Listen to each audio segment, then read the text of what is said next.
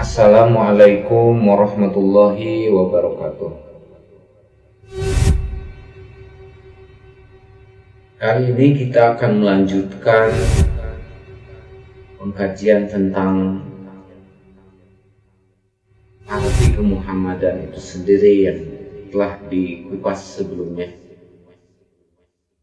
Mari kita mulai. Bismillahirrahmanirrahim. Wujudu Muhammad, wujudu kitabillah, ismu Muhammad, ismuhu min ismillah, sifatu Muhammad, sifatu suratillah, akhlaqu Muhammad, akhlaqu rahmatillah, asraru Muhammad, asraru sunnatillah, jaizu Muhammad, jaizu ayatillah, af'alu Muhammad, af'alu hukmillah. Wujudu Muhammad kitabullah, ismu Muhammad min ismillah, sifatu Muhammad suratullah, akhlaqu Muhammad rahmatullah, asraru Muhammad sunnatullah, jaizu Muhammad ayatullah, af'alu Muhammad hukmullah.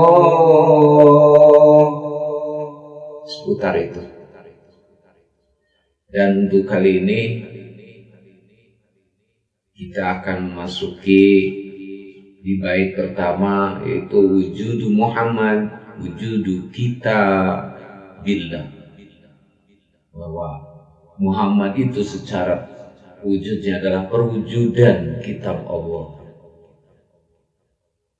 Secara etimologi, arti kitab itu sendiri adalah buku.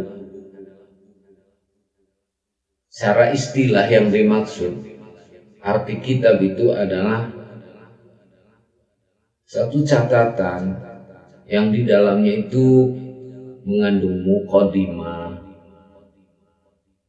bab, di dalam bab juga ada pasal-pasal penjelasan tentang bab itu sendiri. Terlebih lagi ada alinea,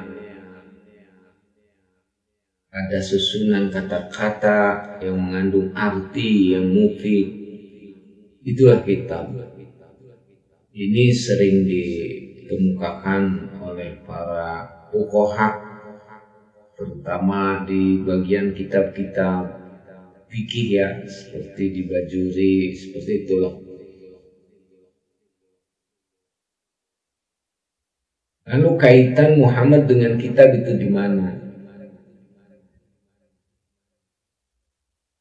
Kitab yang pertama ada itu Lauhil Mahfuz itu sendiri. Lauhil Mahfuz itu adalah tempat menulisnya kolam atas perintah Allah.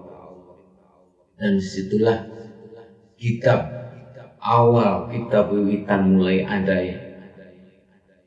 Kemudian setelah kitab kolam ada kitab rahim dengan 4 kalimat seperti yang sudah populer, yang sudah mutawatir ya di hadis-hadis Bukhari, di hadis Muslim, bahwa sebelum kita dilahirkan itu diberikan 4 kalimat.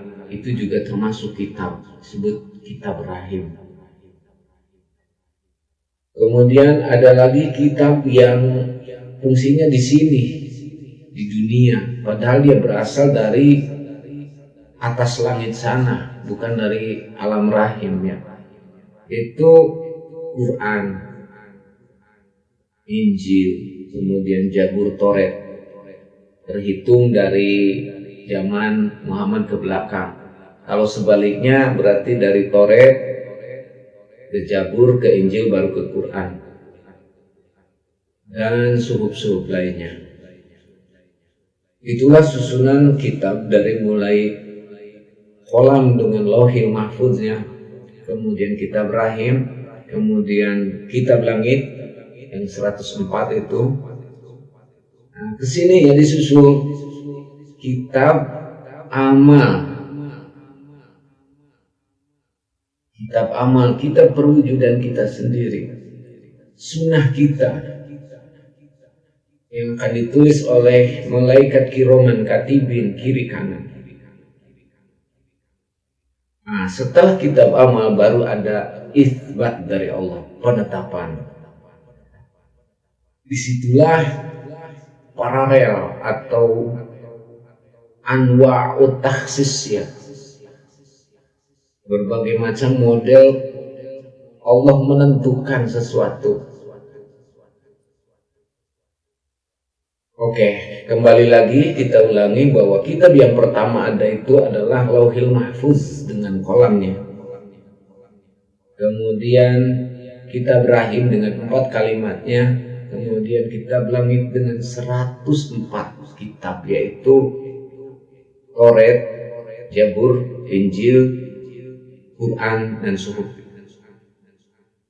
Untuk pertama kali Muhammad mendapatkan ilmu akidah uluhiyah, dia mendapatkan akidah sam'iyah dulu. Jadi akidah uluhiyahnya selamat karena emang blundernya akidah uluhiyah Muhammad SAW itu di akidah sam'iyah. Dan apa yang terjadi pada tuntunan kali pertama dari Allah untuk menuntun Muhammad ke akidah, yaitu ayat yang paling tertua, yaitu surat Al-Alaq, Iqra bismi rabbikal ladzi khalaq.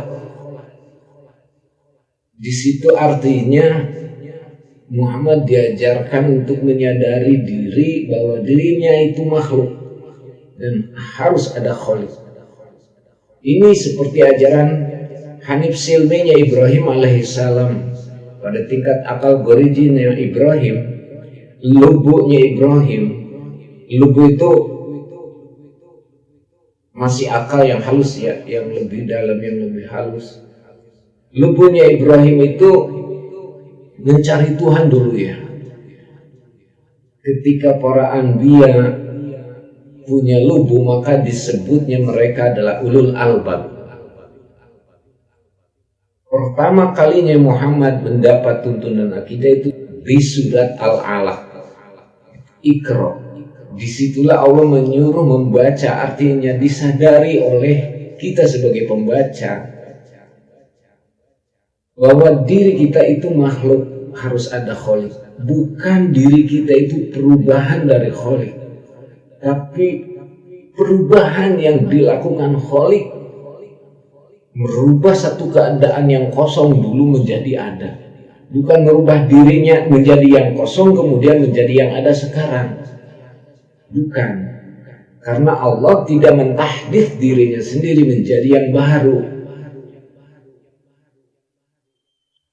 Allah dulu menyaksikan ketidakadaan, dan kita sekarang bukan menyaksikan tapi menerawang, menduga, menyawang. Allah itu saksi ketidakadaan dan Allah tidak berubah menjadi yang tidak ada. Kalau Allah berubah menjadi yang tidak ada, ini namanya bunuh diri. Nanti mau adanya siapa yang mau ngadain? Jadi Allah menciptakan segala sesuatu yang disebut makhluk itu yang berada di dalam kosong, yang dulu Allah menyaksikannya. Kosong itu bukan dia. Kosong tidak bisa menjadi saksi adanya Allah. Sementara Allah sudah jadi saksi adanya kosong, dan kita hanya nyawang. Untuk meluruskan sawangan ini butuh akidah, dan guru akidah adalah Muhammad. Muhammad itu guru akidah sam'iyah kita ya. Muhammad mendapatkan tuntunan pertama dari Allah melalui Jibril. Artinya mendapatkan akidah sam'iyah pertama itu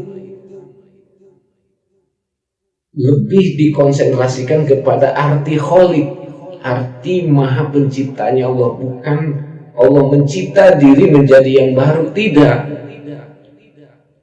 Itu kolam itu penanya Allah, dan Lauhil Mahfuz adalah kitab, di mana kolam di situ akan menulis segala sesuatu yang ditaksis oleh Allah.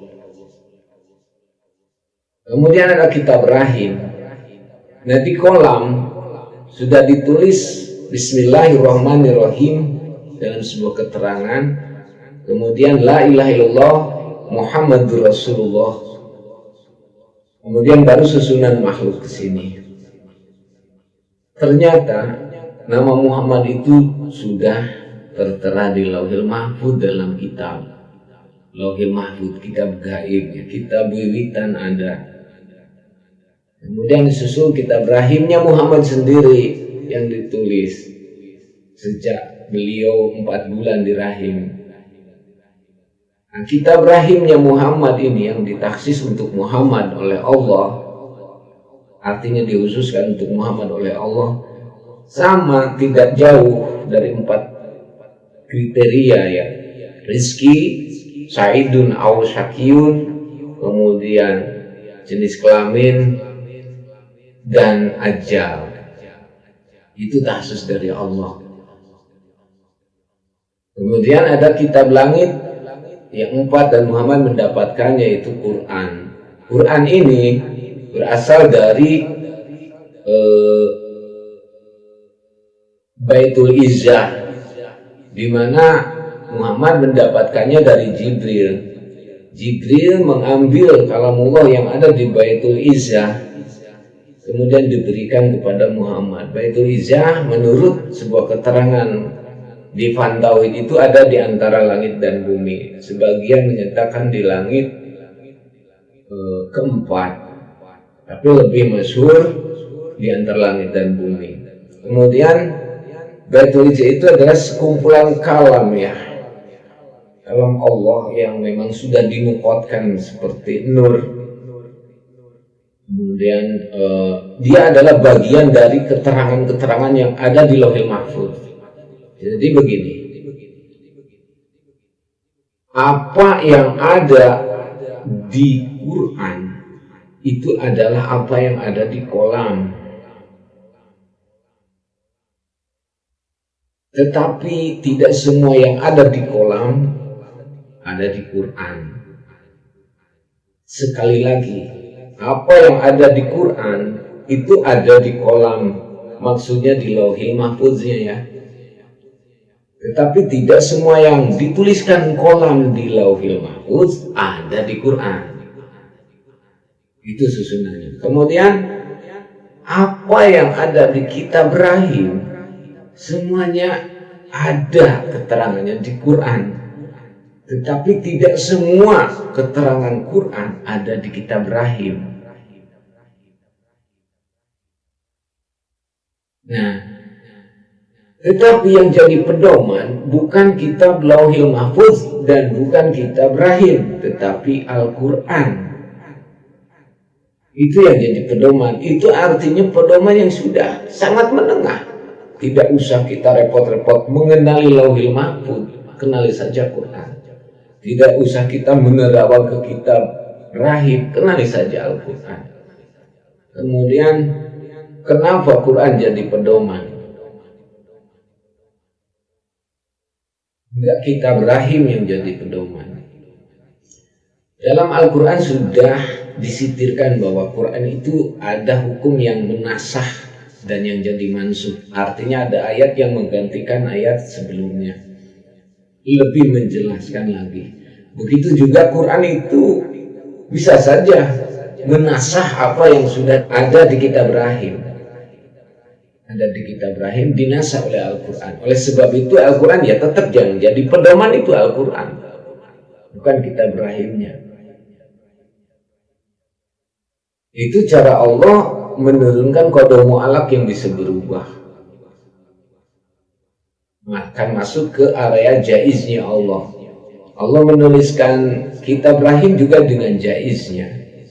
Kemudian menurunkan Al-Quran juga dengan jaiznya. Tapi pada susunannya yang akan jadi pedoman bukan kitab rahim, bukan kitab Lauhil Mahfuznya, tapi kitab Qur'annya. Namun ketika kita mengimani Al-Quran, berpedoman kepada Al-Quran, maka sama saja dengan berpedoman kepada Lauhil Mahfuz. Karena apa yang ada di Quran ada di Lauhil Mahfuz, walaupun tidak semua yang ada di Lauhil Mahfuz ada di Quran. Wujud Muhammad adalah perwujudan kitab Allah. Artinya Muhammad itu terdiri dari kalimat Allah. Kalimat itu ada 3 ya. Kalau dalam ilmu nahwu ada fi'il, ada isim, ada harf. Ada kerjanya Allah, ada tahtanya Allah dialamatkan di situ. Ada juga harfiah atau tepian tujuan maksudnya Allah. Sehingga begini, kalau Muhammad adalah kitab Allah, maka di dalamnya berarti ada babnya Allah. Bab itu gerbang ya, gerbangnya Allah. Jadi orang bisa aja ingin bertemu dan mengenali Allah lewat Muhammad, karena Muhammad itu adalah kitabnya Allah, babnya Allah, pasalnya Allah ada di Muhammad. Untuk esahnya satu jalan iman atau kemakrifatan atau musyahadah dengan Allah ya, tetap harus ada silah pengesahan, silah tashih dari Muhammad SAW. Dan ini sangat diharapkan, sangat ditunggu-tunggu oleh para pelajar iman ya. Tanpa beliau apa arti kita? Karena sesungguhnya di Lauhil Mahfuz kolam saja sudah mendahulukan nama Muhammad setelah nama Allah, bukan nama-nama yang lain. Itulah, jadi siapa sih kita bagi kolam itu sendiri, bagi Lauhil Mahfuz ya. Mungkin bagi diri kita sendiri hanya bagian dari pujinya Allah gitu. Cuma ya kita tetap,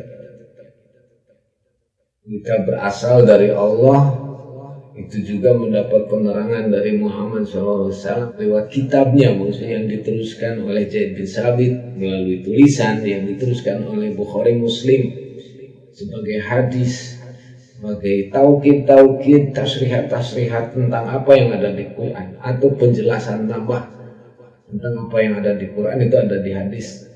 Cuma untuk membaca satu hadis ya emang harus selektif juga dalam membaca info yang dhaif atau info yang sahihnya.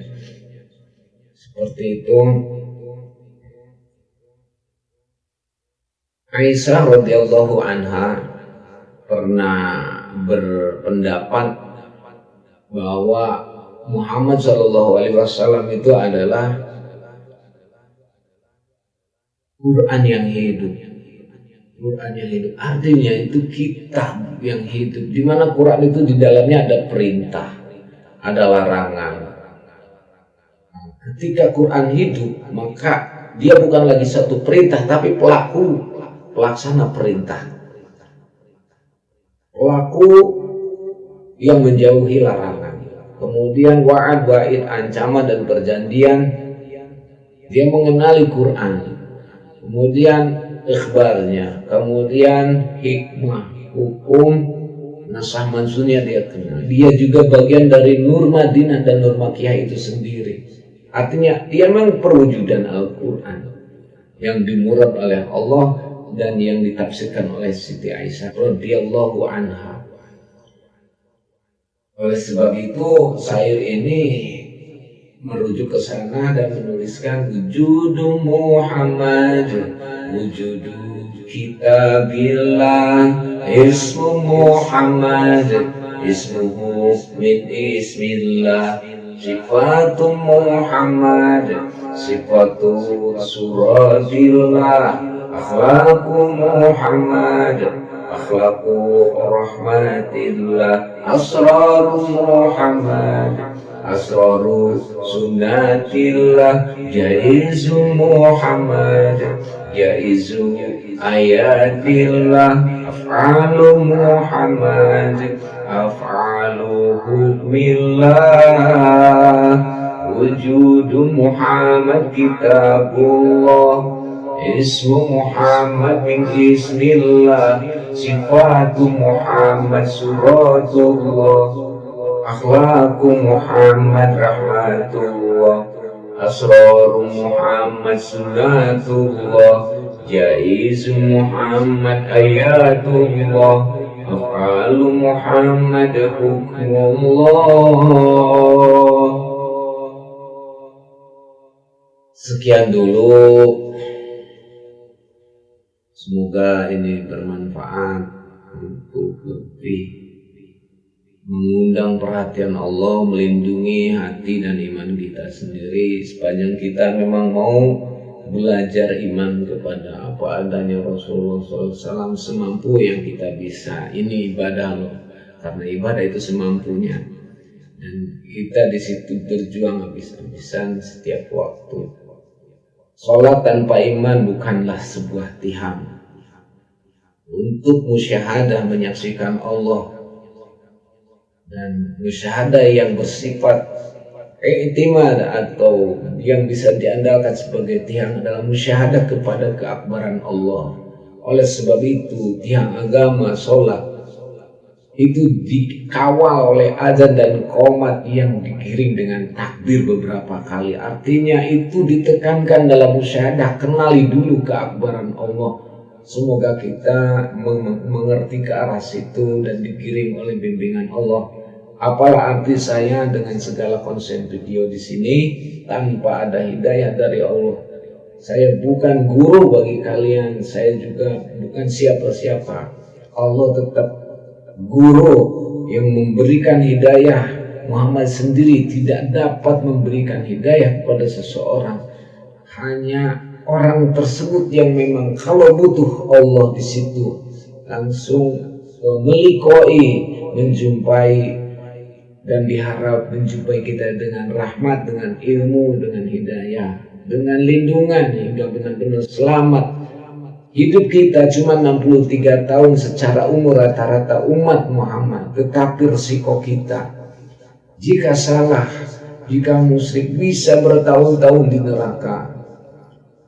Jangankan untuk di neraka, usia 63 tahun ini tidak cukup untuk menyeberangi Shiratal Mustaqim yang satu kintornya 500 tahun, sementara Shiratal Mustaqim ada 7 kintor. Semoga bermanfaat dan kita akhiri dengan salawat. Allahumma sholli wa sallim wa barik alaihi ya Nabi, salamun alaik ya Rasul, salamun alaik ya Habib, salamun alaik, salawatullahi alaik. Assalamualaikum warahmatullahi